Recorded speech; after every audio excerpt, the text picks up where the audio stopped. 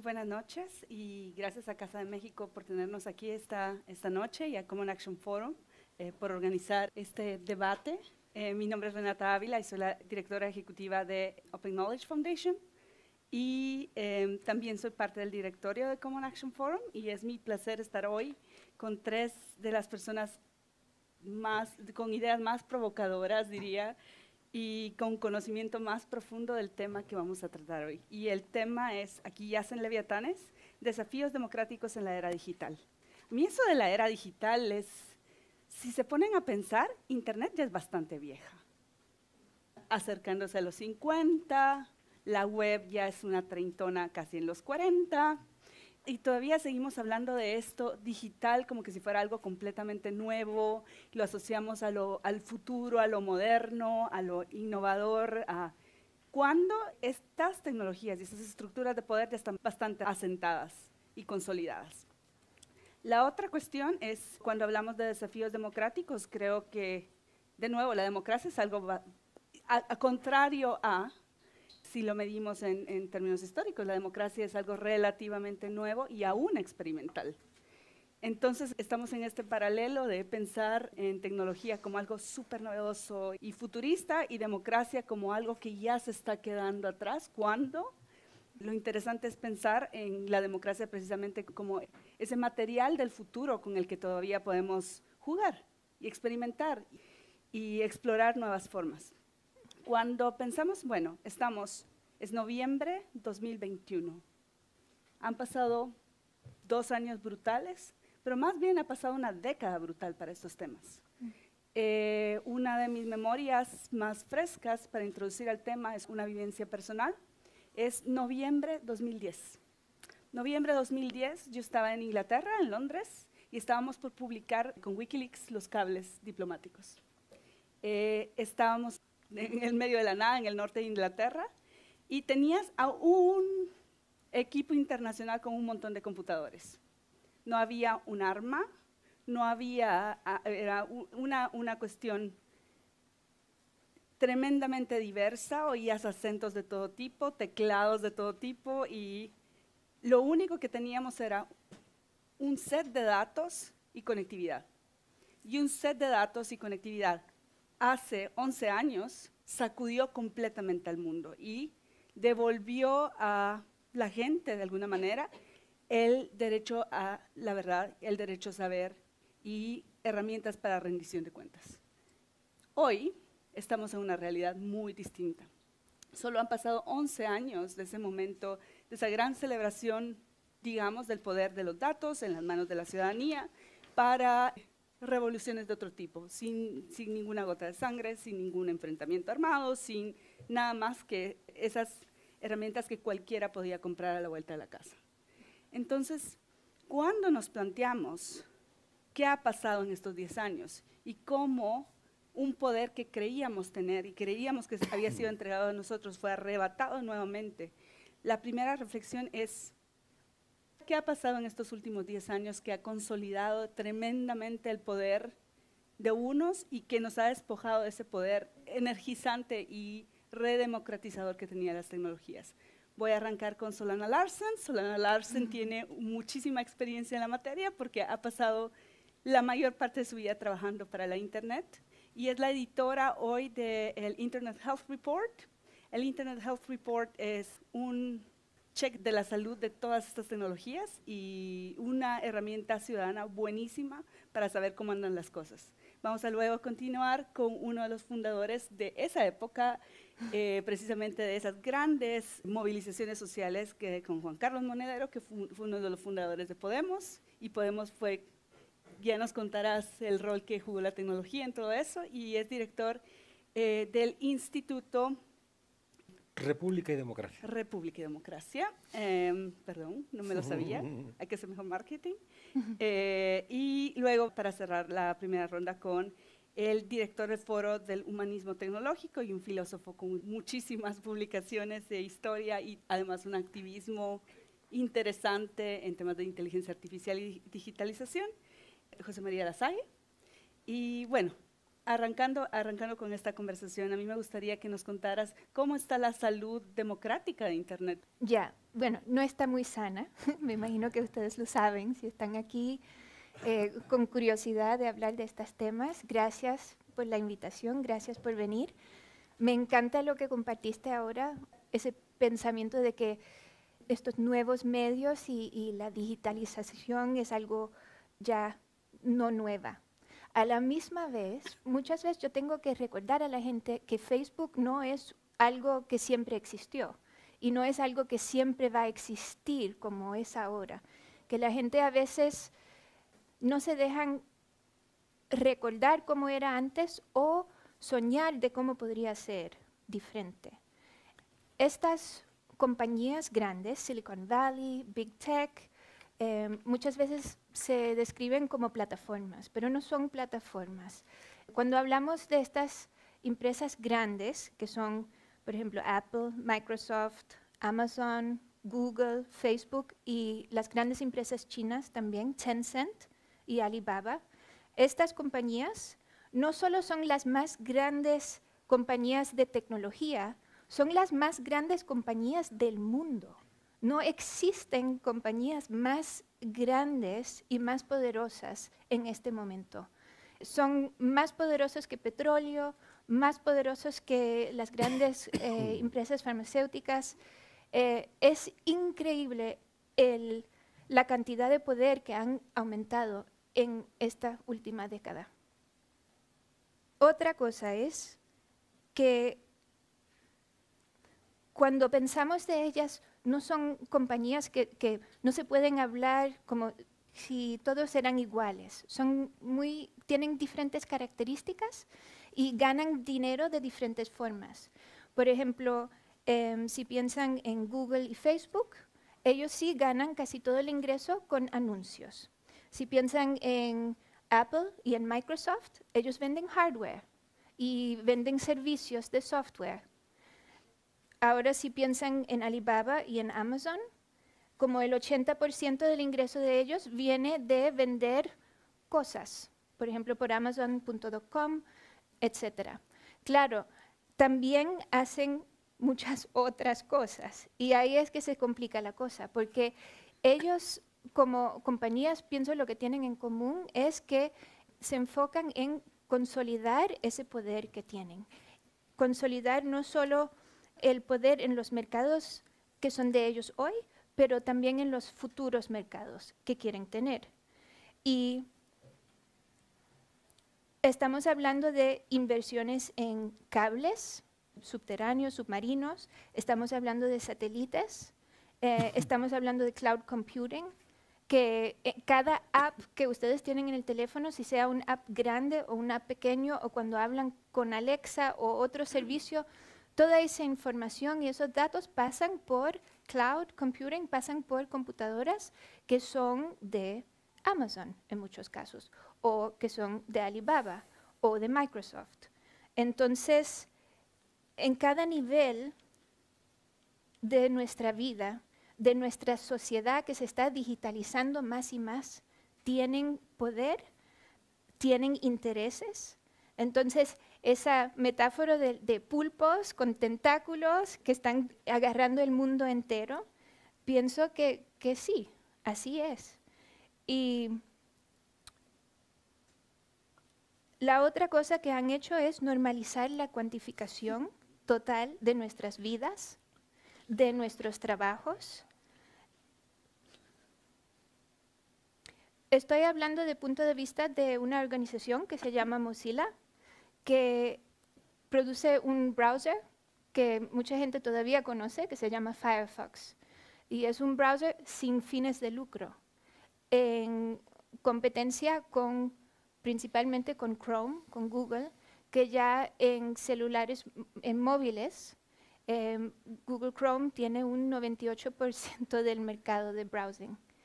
En las computadoras es parecido. O sea, para una alternativa como la nuestra, que está tratando de coexistir, es increíblemente difícil tener un modelo sostenible.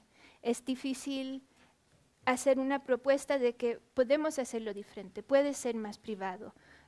No hay que tener esta colección de datos con control total en cada aspecto de nuestra vida.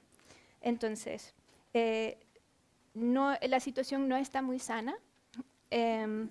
Lo que hemos visto en los medios sociales en términos de cómo han bregado con las elecciones, con la salud de la información, la calidad de información, la desinformación por todo el mundo, esa falta de conciencia que han mostrado contra los problemas y las conversaciones por todo el mundo.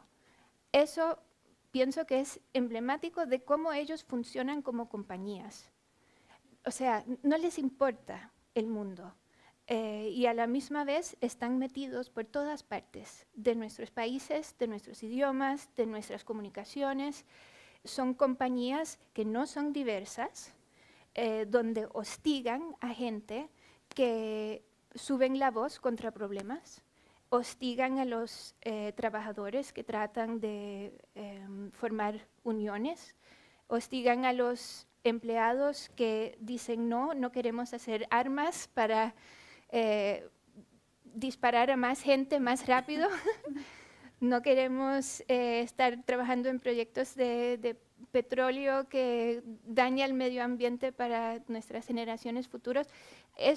Son compañías no sanas, no buenas por el mundo, y es súper importante que pensamos en alternativas, que invertimos en soñar de otros futuros, de otros modos, de cómo levantar infraestructura tecnológica que nos ayude a no estar tan dependientes de unas compañías que no tienen nuestros intereses en sus pensamientos. Claro, y ya voy a ir de vuelta luego contigo a preguntar qué pasa con los desconectados, que es todavía más del 45% del mundo.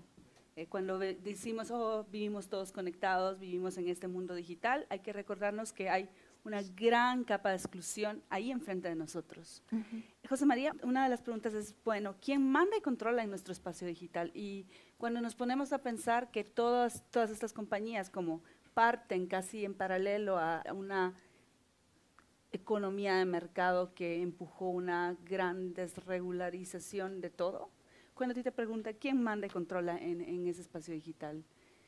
Bueno, mandan y controlan las corporaciones tecnológicas, esas grandes corporaciones que ha descrito Solana hace un momento, ¿no? Es decir, en estos momentos Internet no es un poder democrático, es un poder aristocrático, en sentido literal. Es decir, si utilizáramos politológicamente una descripción de cuál es el poder, es un poder verticalizado y es un poder en mano de las grandes compañías, ¿no? Esto se puso especialmente en evidencia el pasado 6 de enero de 2021, cuando se produjo el asalto al Capitolio, que fue el producto de un intento de golpe de Estado desde el ciberpopulismo de Donald Trump, que trató evidentemente de llevar a cabo una insurrección a través de las redes, cuestionando el resultado que en las urnas se había producido. Y hay un fenómeno curioso que no hemos valorado adecuadamente, y es que en ese momento las grandes compañías, y particularmente la actividad en Twitter o la actividad en Facebook o en Instagram, se posicionó del lado de la democracia no por una decisión legal, sino por una decisión estrictamente privada. Y además, y ahí están los tweets de Jack Dorsey para demostrarlo, con gran pesar, porque consideraban que si tomaban partido por la democracia era por el daño reputacional que podían soportar como marca. Y bloquear las cuentas de Donald Trump fue la consecuencia de una estrategia dentro del modelo de negocio de estas compañías. Pero lo que se puso de manifiesto, y esto uno de los grandes politólogos del siglo XX, inquietante por su factura intelectual, pero muy poderoso por su capacidad de análisis, que era Carl Schmitt, decía que soberano es el que decide en los momentos de excepción. Entonces, en ese momento de excepcionalidad única que se vivió en Estados Unidos el 6 de enero de 2021, se puso de manifiesto que las grandes corporaciones tecnológicas tienen un control directo sobre el poder democrático. Y yo creo que el gran problema que aquí estamos describiendo es un problema en el que hay un déficit de control democrático en todo el proceso que hemos descrito, ¿no? Que se ha ido acelerando con el paso del tiempo a medida que los modelos de negocio han ido escalando, han ido restando marcos de competencia, El diseño original es un diseño profundamente neoliberal, es decir, detrás de todos los grandes líderes de las corporaciones tecnológicas hay un pensamiento neoliberal, anarcolibertario en el sentido más radical del término. Todos ellos son lectores de Ayn Rand, consideran que la rebelión de Atlas es como su Biblia y, por tanto, interpretan que el mundo está en manos de emprendedores, que son una especie de superhombres nietzscheanos que, a través del éxito, están legitimados para hacer lo que quieran, porque además una de las dinámicas, y esto ya nos lleva a un escenario mucho más inquietante desde un punto de vista político, que es la llamada ilustración oscura, ¿no?, de Dark Enlightenment, y toda una serie de movimientos intelectuales vinculados a la derecha alternativa americana, profundamente conectados con lo que representa estas corporaciones tecnológicas, que lo que invitan es a considerar que el futuro de la humanidad pasa por digitalizarse y tecnologizarse hasta niveles absolutos, y en ese camino pues sobran cosas. Sobra la identidad humana tal y como la hemos venido interpretando hasta el momento, y de ahí el transhumanismo como una dinámica muy poderosa a la hora de legitimar un cambio en la identidad y en la propia aproximación a la dignidad humana. Está sobrando, evidentemente, la ética, pero sobre todo la ética democrática, y por tanto lo que sobra es la democracia. Y este modelo que pretende impulsar pues, personajes como Peter Thiel al frente de PayPal, o personajes como Mencius Lambur o Nick Land o el propio Patrick Friedman, nieto de Milton Friedman, por cierto, pues lo que está buscando es, pues eso, es crear un modelo neoliberal autoritario donde las corporaciones tecnológicas sustituyan a los estados. Y ese es el modelo que están en estos momentos liderando. Y es realmente inquietante porque hay un déficit de control regulatorio por parte de los estados democráticos, hay una falta de conciencia social clara y la evolución es cada vez más inquietante porque el poder cada vez está más verticalizado. Bueno, para mí es muy interesante algo que mencionaste, porque mucha gente parece que se dio cuenta de este déficit democrático cuando pasa lo de enero. Cuando veníamos viendo esto, Solana será testigo y sus reportes son testigos de eso, solo veníamos viendo desde hace muchísimo tiempo, y yo diría desde la aparición del teléfono móvil y cómo empieza a hacer todo, cómo se parte de una computadora de todo propósito, que era abierta y que todos podíamos participar, a estructuras cada vez más cerradas de vigilancia y control. Y aquí el punto es la excepcionalidad del enero de este año, o el excepcionalismo del enero de este año. Es el mismo excepcionalismo que cuando pasa en casa, que cuando todo se fue al diablo en Estados Unidos, cambió radicalmente la percepción de los políticos que regulan al resto del mundo. Y lo interesante aquí una reflexión, porque yo soy de Guatemala, entonces es obvio cuando eres de un estado débil, siempre hay algo que como suplanta al Estado. En nuestro caso fue en muchos años la Embajada de Estados Unidos a la que se tenía que llamar antes de aprobar una ley, realidad en Centroamérica. Y ustedes se han referido a las corporaciones, pero es evidente, hay suficientes documentos que prueban, ya también acciones que prueban, que estas corporaciones no actúan solas. Estas corporaciones están convirtiéndose cada vez más en un brazo político de Washington, por diseño legal y por práctica también. Entonces, mi pregunta va al señor Juan Carlos en esa línea. O sea, ¿cuál es tu percepción de quién manda realmente la esfera digital? ¿Son solo las compañías ellas solas, o ves un entramado político más complejo ahí? Yo llevo aquí 10 minutos y ya estoy en cortocircuito. Genial. Necesito refrigerar. Bueno, muchas gracias por la invitación. Digo que estoy en cortocircuito porque se me han ocurrido ya 20 cosas y no creo que tenga tiempo para contarlas. Porque antes de empezar me ha susurrado al oído cual hechicera Renata una pregunta y me ha vuelto loco. Que me ha dicho, ¿cuál es la canción de Internet, ¿no?, que refleja Internet? Y ya me has vuelto loco, ¿no? Porque claro, yo he dicho, coño, una canción de Internet. Entonces he pensado en, digo, voy a ponerme pedante y, no sé, El anillo de los Nibelungos, porque como son 4 obras, sí, da tiempo un poco para todo, ¿no? Pero después me he acordado de una canción de Javier Crae, que se llama Alta Velocidad, que dice, me monto en el AVE, que rápido y suave me lleva a Sevilla. Ya estoy en Sevilla. No vine a Sevilla a ver la Giralda, sino a verte a ti. Y le alzo la falda, chaf, chaf, qué bien, cuánto amor, ¡ah!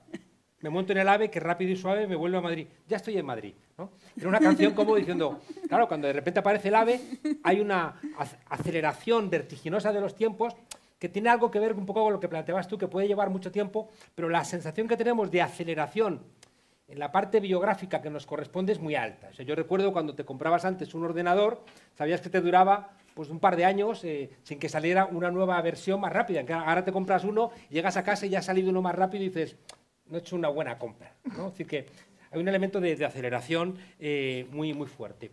Luego me acuerdo otra cosa que yo cuento mucho, de que había un periodista contándole a su hija el cuento de Hansel y Gretel con las enseñanzas de que hay que obedecer a los padres, ¿no? Y que los niños desobedecen y se van al bosque, a la casita de chocolate, y han ido dejando unas miguitas de pan.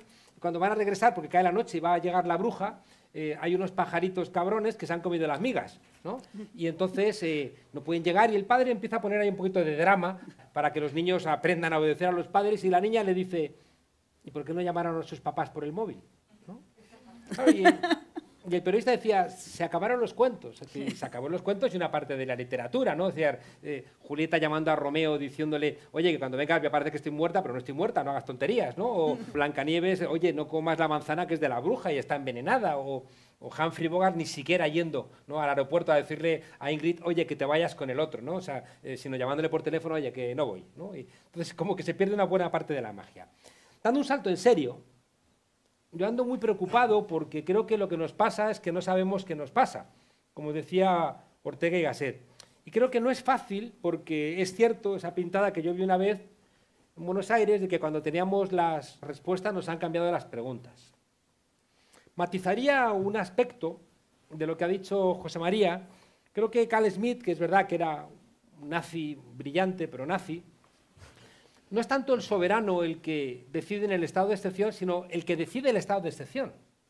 Es decir, contamos a los alumnos, yo me pongo a contar siempre chistes y anécdotas y luego no cuento lo que quiero contar, pero en primero de carrera le contamos a los alumnos de políticas que se reúnen todos los dioses a decidir cuál es el dios más importante. Entonces los dioses de la matemática dicen, lo más importante somos nosotros porque el caos originario establecemos la serie de reglas matemáticas que construyeron el orden. Y el dios de la biología dice, no, los más importantes somos nosotros porque del caos originario establecimos las reglas, ¿no?, del ADN que construyeron la vida. Y los de la física dicen, no, los más importantes somos nosotros porque del caos originario sacamos las reglas que permiten desde la mecánica cuántica a la mecánica newtoniana a construir la realidad. Y de repente el dios de los politólogos dice, ya, pero ¿quién creó el caos originario? ¿No? Como planteando, o sea, que hay alguien más importante todavía previo. Yo creo que estamos en un momento en donde te pueden crear el caos determinados actores. Y creo que hay una multiplicación de la capacidad de fuego, ¿no?, que tienen los poderosos, que tiene mucho que ver con las nuevas tecnologías, que les convierte en creadores de caos originario. Yo recuerdo cuando surgió Podemos, del 15M, yo como era más mayor que los otros compañeros, ¿no?, yo siempre les planteaba que mi hipótesis era que cuando surgiera esta formación política iba a generar una gran coalición entre el PSOE y el PP y que eso iba a generar una ruptura por parte del PSOE y que entonces iba a generar un gran frente amplio con gente del Partido Socialista y eso iba de alguna manera a autorizar, ¿no?, que una fuerza política emanada de las calles gobernase, mientras que mis compañeros decían, no, vamos a ganar y vamos a gobernar. Y yo decía, no va a ser así, ¿no? Y sobre todo yo pensaba, digo, es que si fuera así, si de repente una fuerza política que no responda a ningún tipo de interés construido, que no pide dinero a los bancos, que quiere acabar con la política de austeridad y demás, digo, vamos a durar 3 meses porque nos van a crear el caos. En 3 meses, 6 meses va a haber una independencia de Cataluña, una subida de los precios de los bienes básicos, va a haber un aumento del riesgo país y todo eso en conclusión va a generar una ingobernabilidad que van a decir, como en lo que cuenta en la antropología de la noche de los locos, que dan a los locos, a los pobres, el poder una vez al año y es tal el caos que se genera que la gente desea que regresen otra vez los que siempre han mandado, ¿no? Bueno, todo esto para plantear que en esta vertiginosidad, en este mundo en el que nos han cambiado las preguntas cuando teníamos las respuestas, yo ando muy preocupado por intentar ver hacia dónde vamos y para ver hacia dónde vamos necesito saber dónde estamos. Hay un dicho chino, lo de los dichos chinos es muy socorrido, porque siempre dicen que es un dicho chino y a la gente le suena bien, ¿no? Entonces, como cuando te inventas citas de Sun Tzu, ¿no? Digo, sí, te inventas cualquier cita de Sun Tzu y dices... Yo una vez me inventé una para no entrar en una alianza entre el PSOE y Izquierda Unida y dije, como dice Sun Tzu, si no sabes cómo salir, no entres, ¿no? Entonces, era mentira, pero suena todo creíble, ¿no? Bueno, hay una cita china real que dice que hay muchos caminos para subir a la montaña, pero desde la montaña la vista es la misma, ¿no? Entonces estamos en un momento en donde desde diferentes lugares estamos llegando, si el análisis es honesto, a diferentes sitios, pero al mismo sitio. Yo me he leído recientemente el último libro de José María, desde presupuestos que yo lo comparto, pero como el análisis es honesto, llega a sitios muy similares a los que puedo llegar yo desde una mirada, pues a lo mejor más deudora, de autores marxistas o posmarxistas. Resumo lo que quería plantear, si soy capaz, en 2 minutos. Alain Badiou tiene un libro un filósofo francés, un libro muy desafiante, donde plantea que hay momentos en donde se descongela la historia. Y él plantea que esos momentos de descongelamiento son momentos en donde, como diría Hegel, se despliega el espíritu, es decir, se aumenta la posibilidad de que haya más número de gente capaz de autorrealizarse.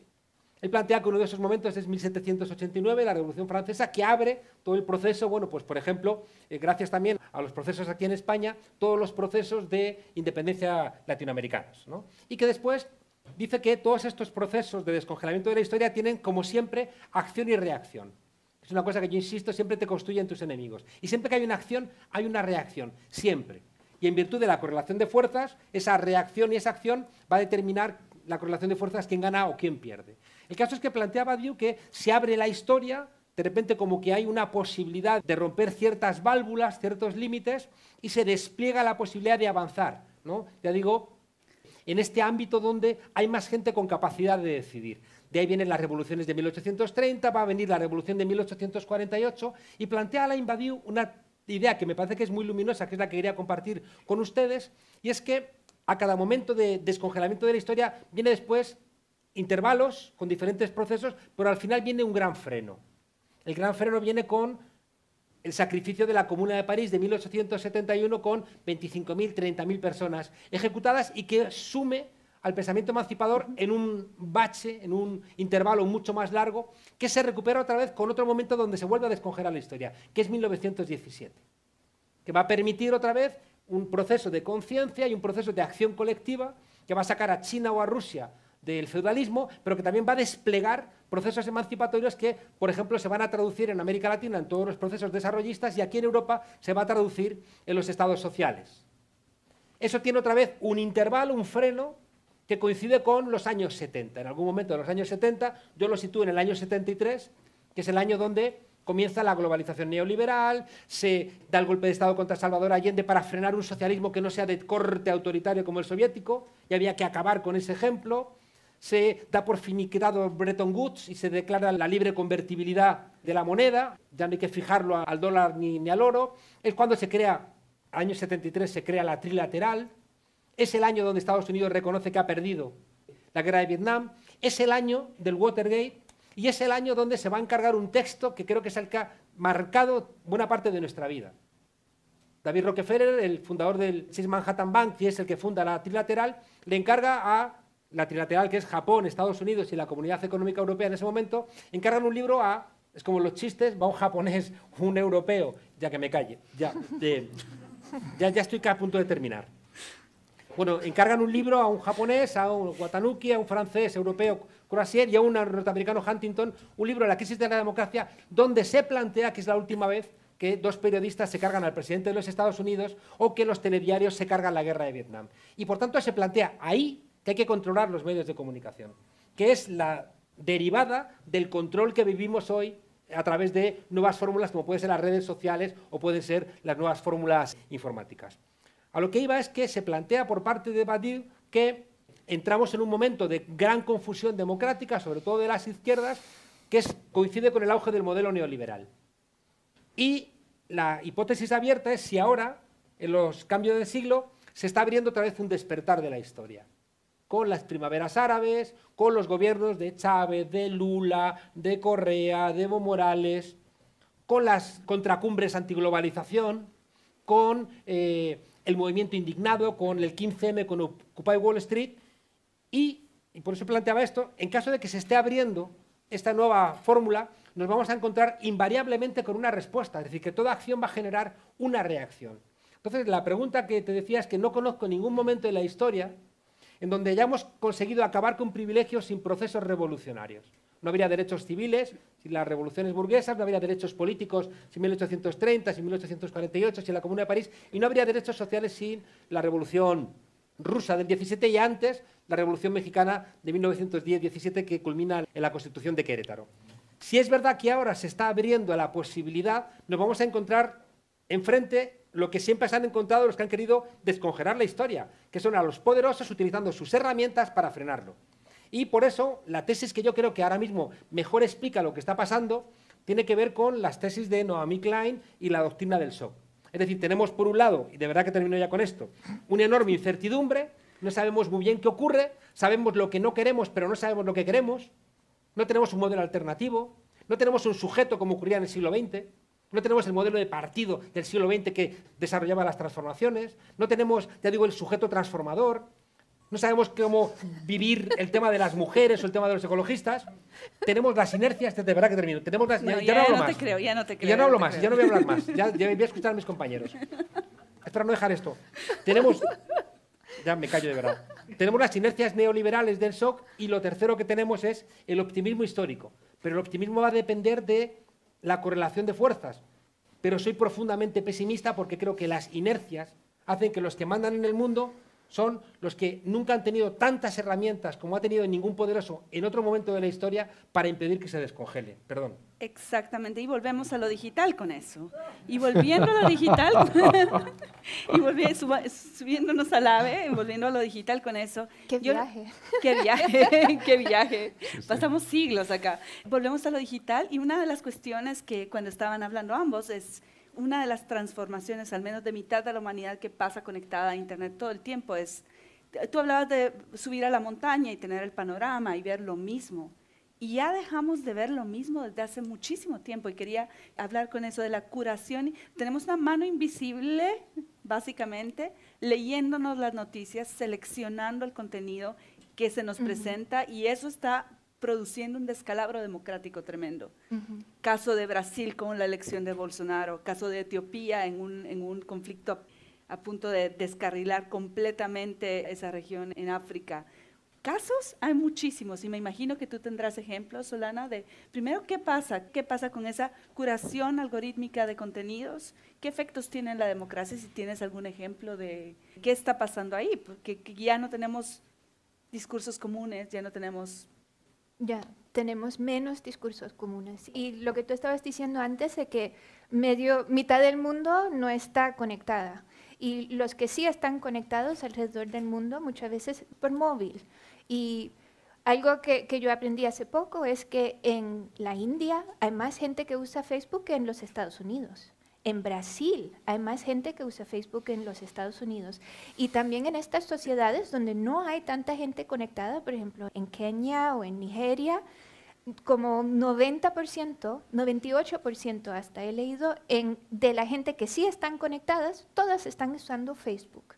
Entonces, para mucha gente, cuando piensan en Internet, gente como nosotros estamos pensando, quizás están usando los teléfonos para aprender nuevas cosas, o estudiar, o buscar trabajo, o muchas veces están viendo vídeos en YouTube, o surfeando en Facebook.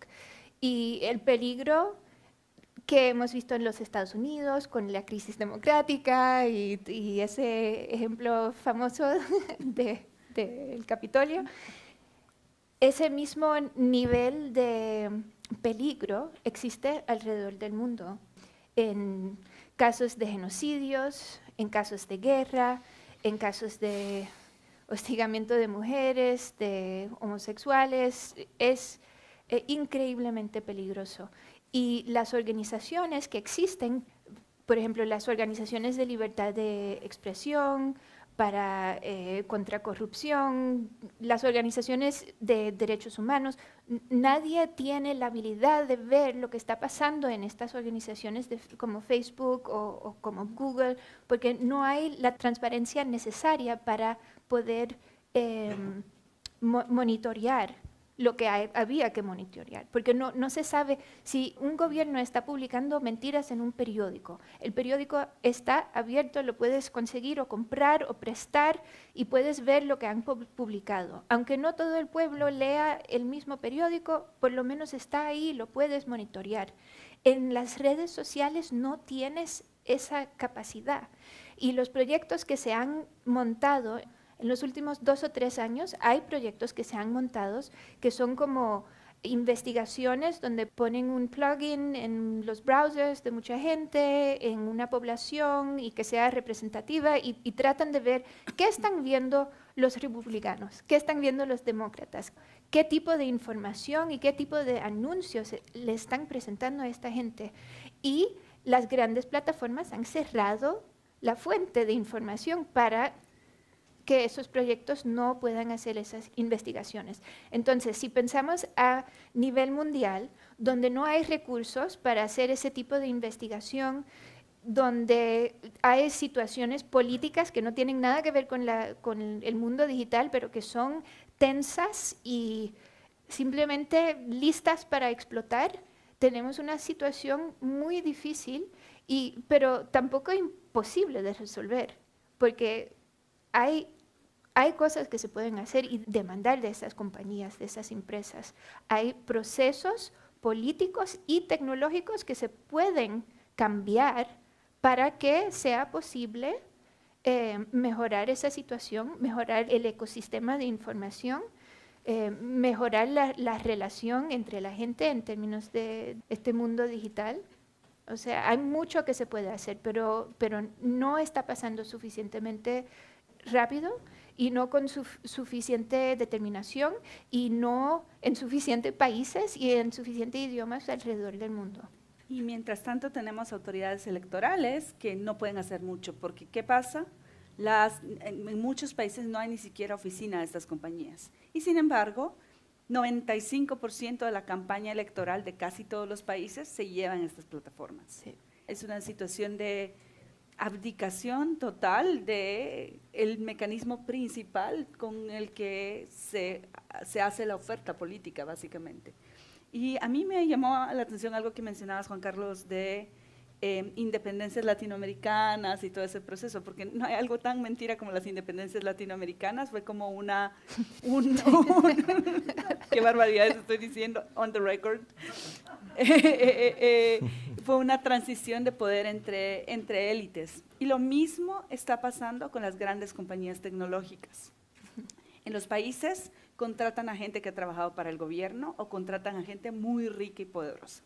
Entonces tienen un corredor, estas compañías están y graduados de las mismas universidades. Graduados todos de Stanford, Princeton, las 5 de Estados Unidos y ya. O validados, gente con mucho poder e influencia. Entonces han comprado a las élites globales, lo mismo en India, lo mismo en todos estos países. Y luego, pasa lo mismo, y lo increíble es que está pasando también aquí en Europa. O sea, señores, probablemente estamos viendo, habla mucho de feudalismo. Yo creo que es muy fantasioso pensarlo como un feudalismo digital. Yo creo que es un colonialismo digital aplicado a Europa, un poquito propia medicina. Entonces, mi pregunta es, si esta soberanía digital, porque ahora vemos Gaia X, vemos muchos proyectos, si esta soberanía digital que está tratando de construir Europa, José María, ¿es un poco como la independencia latinoamericana o es real? Bueno, pues podríamos hablar de las independencias americanas, sería un tema fascinante para abordarlo en otro momento, ¿no? Pero se te ha olvidado a la hora de describir las élites que están gestionando el poder tecnológico, que son mayoritariamente masculinas y WASP. Y este es otro dato también, ¿eh? Es decir, el mundo latino está muy excluido del control de esas élites, no está presente, como tampoco la comunidad afrodescendiente y, por supuesto, la mujer, ¿no? Por tanto, yo creo que también hay un elemento. A mí me gusta utilizar muchas veces la expresión de calvinismo digital. Hay una mirada muy... Silicon Valley tiene una mirada muy calvinista a la hora de interpretar ese nuevo gobierno de los santos que forma parte de la teología puritana, ¿no? Que ha acompañado la construcción de los Estados Unidos y que ha arraigado muy fuertemente en California como la última frontera.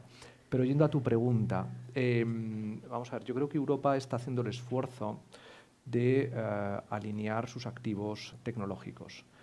Y el primer activo tecnológico ha sido descubrir que Europa tiene democracias consolidadas, que articulan, y así se ha visto, por ejemplo, en las reflexiones sobre inteligencia artificial, la idea de que la ética pública que ha construido la civilización democrática en Europa no se puede perder por el camino en su relación con la tecnología. El informe de la Comisión de Altos Expertos para Inteligencia Artificial hablaba de las bases esperanzadoras que la democracia tiene y los derechos fundamentales para trasvasarlas al ámbito de la construcción de una ética aplicada al ámbito de la tecnología, ¿no? Entonces hay toda una reflexión de empoderamiento intelectual y ético de Europa sobre la tecnología que me parece muy importante, ¿no?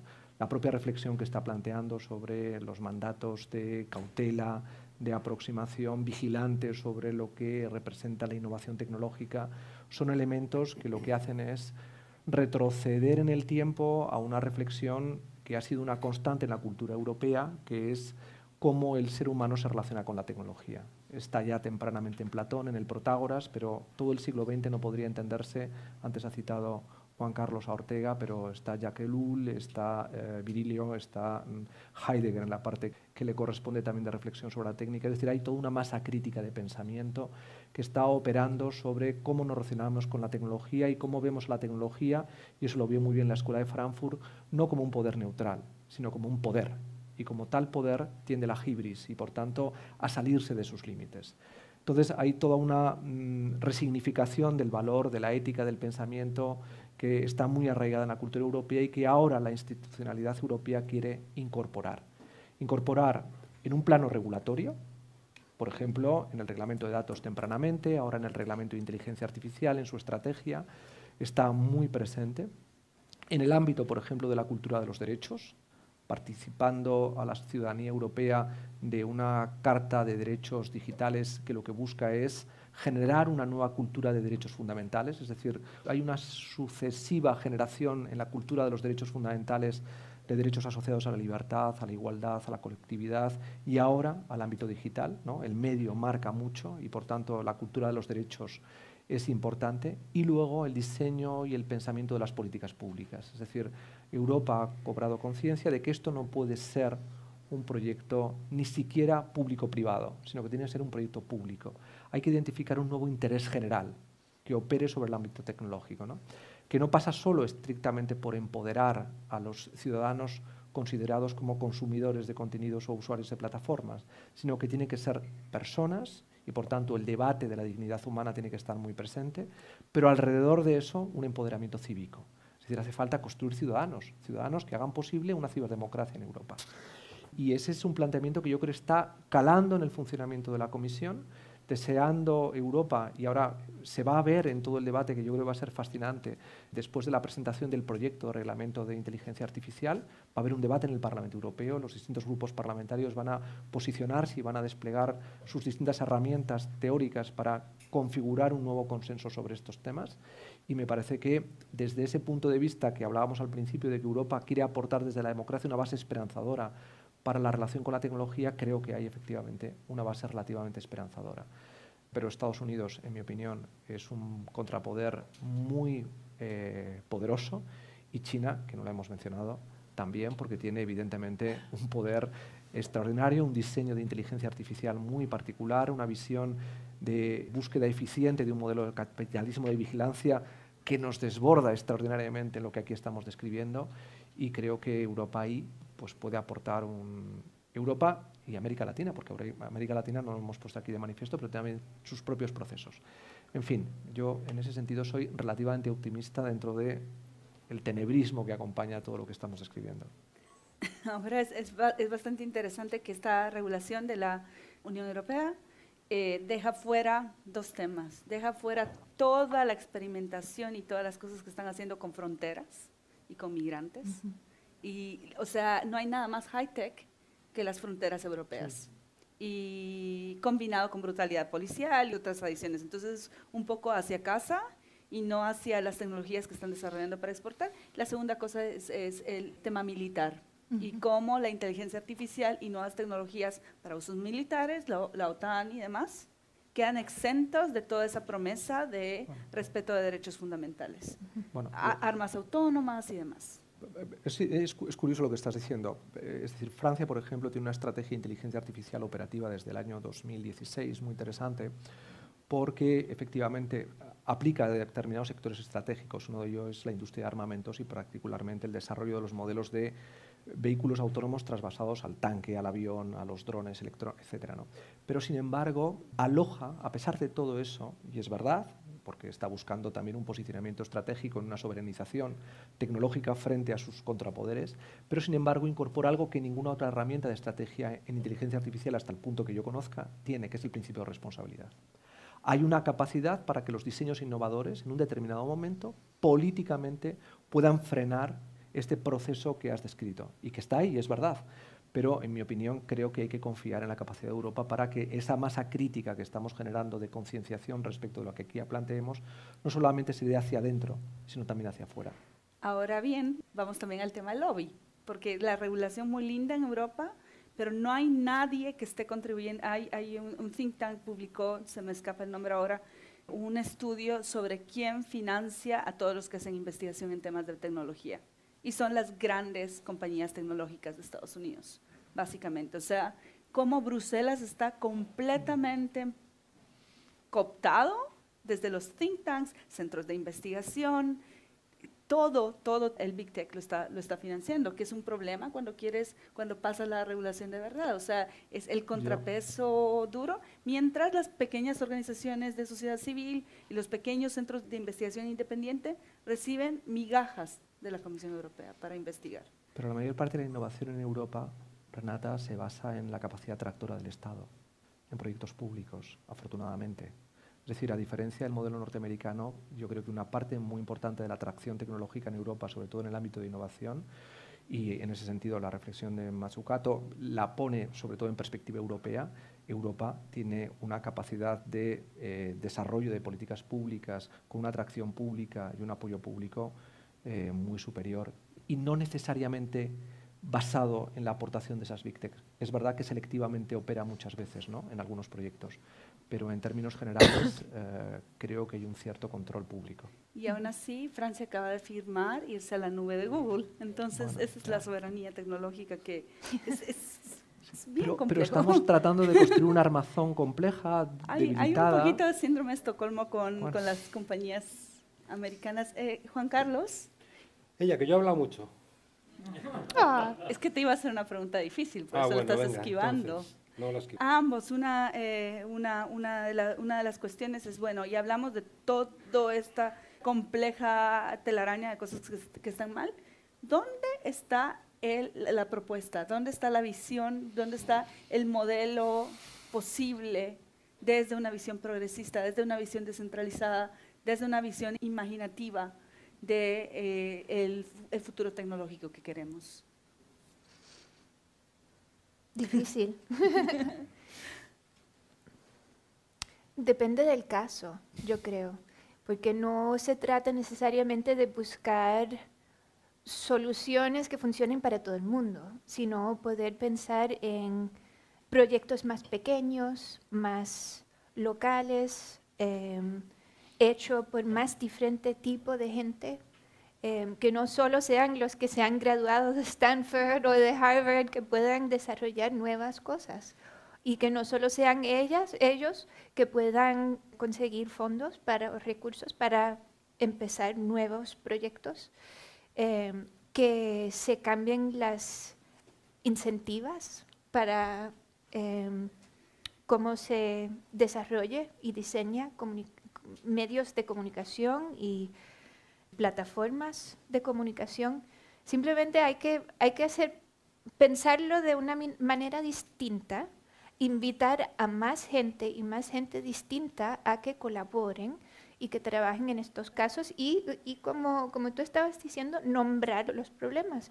Como tú, Renata, estás diciendo, siempre decir, sí, pero si ustedes están desarrollando proyectos militares a la misma vez que están hablando de cosas bonitas de democracia y tecnología, simplemente no es honesto. hay muchos double standards en estos temas y eso lo tenemos que trabajar. Sobre todo yo pienso con la vigilancia, que tampoco se habla mucho de eso en foros abiertos, como la vigilancia va a ser total si no frenamos. Ya. Se ha hablado mucho de este pacto, nuevo pacto digital. Hablamos mucho del Green New Deal, pero ¿crees que es posible alcanzar desde esa visión progresista un pacto digital? ¿Cómo ves esa visión positiva desde las mentes progresistas del mundo? Es que no soy muy positivo yo.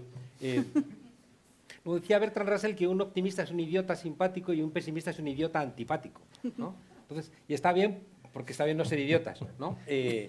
Sobre todo porque el futuro no está escrito, ni para mal ni para bien, pero es verdad que el pesimismo te alerta y el optimismo te motiva, ¿no? O sea que encontrar un buen equilibrio vale. Vamos a ver, yo parto, y por eso esa intervención que he hecho tan larga, porque lo que quería trasladarles es que estamos en un momento de intervalo, y donde no tenemos ni pastelera idea.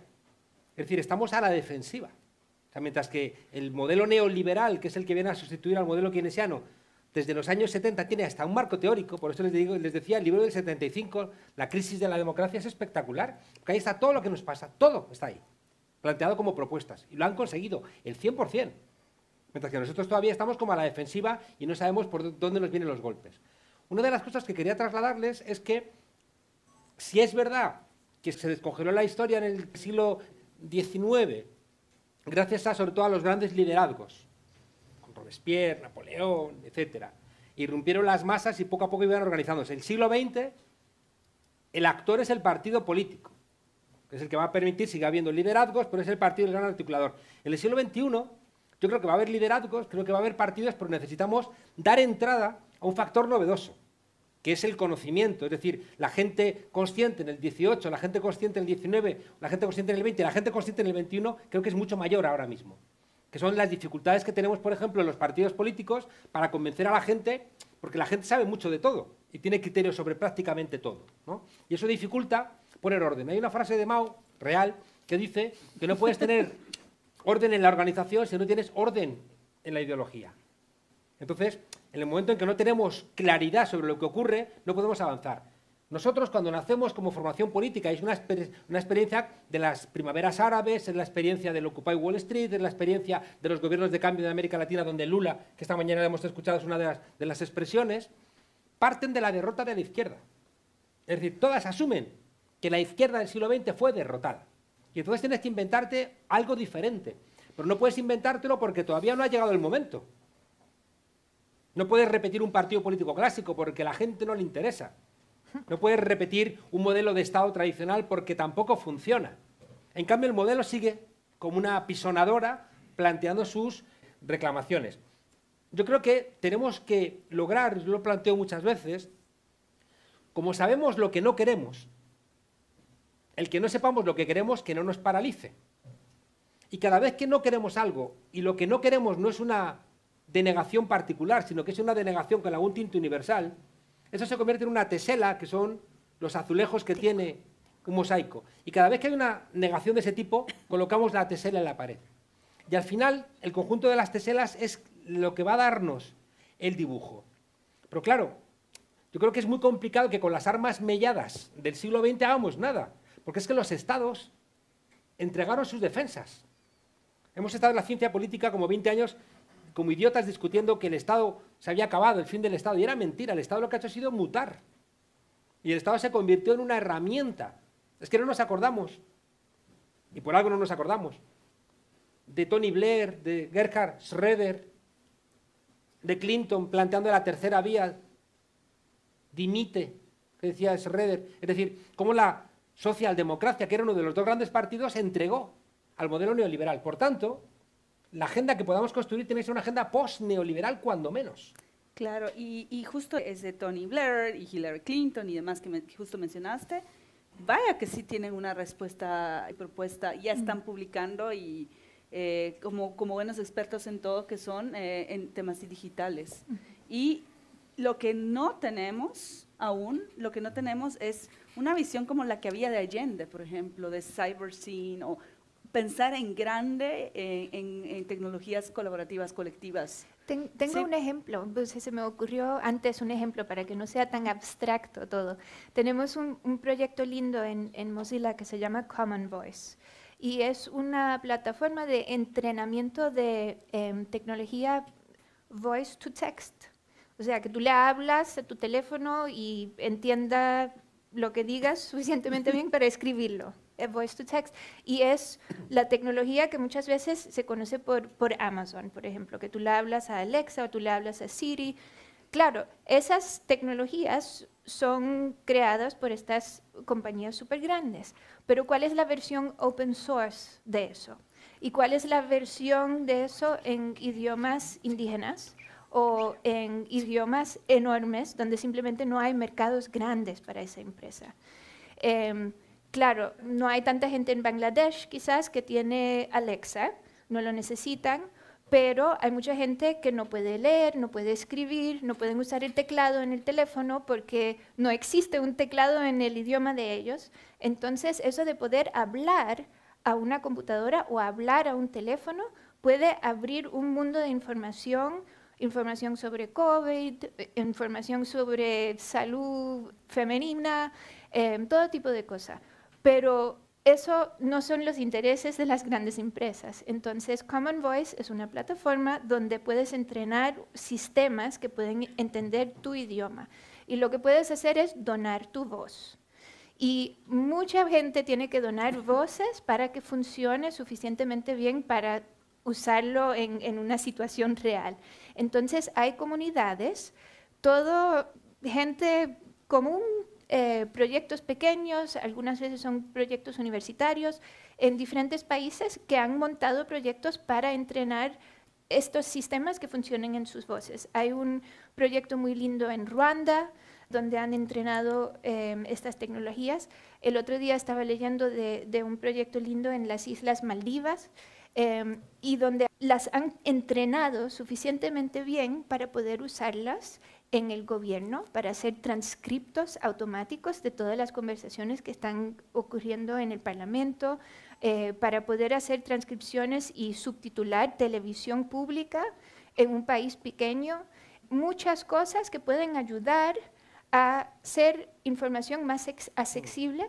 Chatbots. Hay un chatbot que han montado en Ruanda para que un gobierno que no tiene suficiente dinero para poder contestar el teléfono de todo que llamen, hay una máquina que puede contestar el teléfono y puedes pedir información.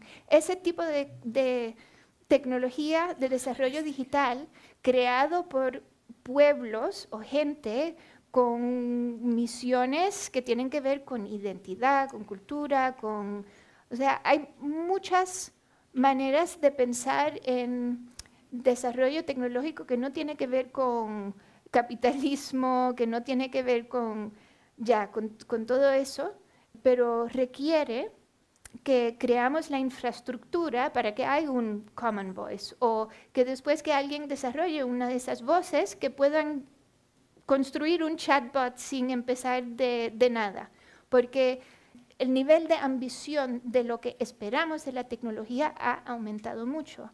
Antes era algo revolucionario hacer un wiki, ¿verdad? Ahora esperamos mucho más que un wiki. Esperamos que podemos hablar al teléfono y que nos entiende. Entonces, esa esperanza de lo que, o expectativa de lo que queremos crear o lograr con la tecnología ha aumentado. Entonces, es posible. Es posible, pero ¿cómo? Abrir la puerta para más gente. Y yo sé que ya te tienes que ir, pero... Lo siento, voy a tener que escaparme. Bueno, en un tuit, en un tuit. ¿El humanismo tecnológico del que sueñas se parece a eso? Precisamente, claro, yo soy de los que defiende que vivimos no un proceso de descongelamiento, sino un proceso de transición crítica, de una modernidad tardía que está cuestionando todos los parámetros del capitalismo postindustrial en el que estamos viviendo y que ha puesto en crisis todos los conceptos a nivel político, a nivel doméstico, a nivel cultural y tecnológico también en sus propias raíces. La tecnología del capitalismo postindustrial no es la misma que nos estamos ahora planteando, ¿no? Tú ahora mismo lo describías. Ahora nos estamos asomando a una posmodernidad acelerada donde el aceleracionismo hace que funcionemos en tiempo real y, por lo tanto, la capacidad crítica de pensamiento sobre lo que nos sucede bloquea cualquier posibilidad de acción porque no hay capacidad de prospectiva, entre otras cosas porque ya hemos generado una serie de espacios muy impermeabilizados al control público y al control de los estados sobre qué es lo que está pasando con la inteligencia artificial, qué es lo que está pasando con la robótica, con la biotecnología, en fin, con una serie de vectores de tecnologías exponenciales que en estos momentos están entrando en umbrales que no somos capaces de vislumbrar ya. Entonces, en ese contexto debemos tratar de salvar de alguna manera la dignidad humana y la capacidad de decisión del ser humano sobre todos esos procesos. Es verdad que hay toda una serie de déficits democráticos que Juan Carlos ya habéis puesto sobre la mesa, algunos los tenéis perfectamente introducidos en una mentalidad muy ideológica y muy definida y que encontráis evidentemente una reflexión y una argumentación para acompañar estos procesos, pero es verdad que nos estamos en estos momentos jugando la propia continuidad como especie y este es el debate que deberíamos ser capaces de poner sobre la mesa, ¿no?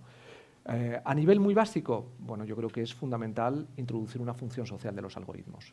No podemos seguir permitiendo que los algoritmos estén en manos estrictamente privadas. De igual manera que la propiedad privada tiene una función social, y ese es un avance político muy importante, es necesario que haya una función social sobre los algoritmos que no solamente operen sobre los sesgos, sino sobre la propiedad de la misma. Lo mismo sucede con los datos. Es decir, deberemos ser capaces de avanzar en un modelo de gestión colectiva de los datos y, por tanto, ya no solamente un data trust, sino que entrar mucho más. Es decir, el modelo de los derechos de propiedad intelectual puede trasvasarse perfectamente al ámbito de los datos, pero es que deberíamos ser capaces ya de empezar a hacer la prospectiva adecuada para lo que yo denomino la alteridad artificial. Es decir, esas máquinas que estamos creando y les estamos dotando de autonomía, en algún momento tendremos que concienciarnos de que si permitimos que la autonomía de esas máquinas siga desarrollándose, tendremos que reconocerles algo más, porque nos estamos asomando a una inteligencia artificial general que puede tener capacidad creativa y de decisión por sí misma. ¿Y cómo vamos a relacionarnos con la máquina? ¿Desde la enemistad o desde la colaboración? Por lo tanto, los sesgos que vayamos introduciendo ya en los posibles algoritmos biométricos que operen sobre la consciencia artificial, que no replique hostilidad sobre el ser humano, sino probablemente alojarles en un espacio de cuidados, en un espacio mucho más hospitalario, como diría Derrida, y por tanto en un espacio que haga posible una convivencia colaborativa con las máquinas.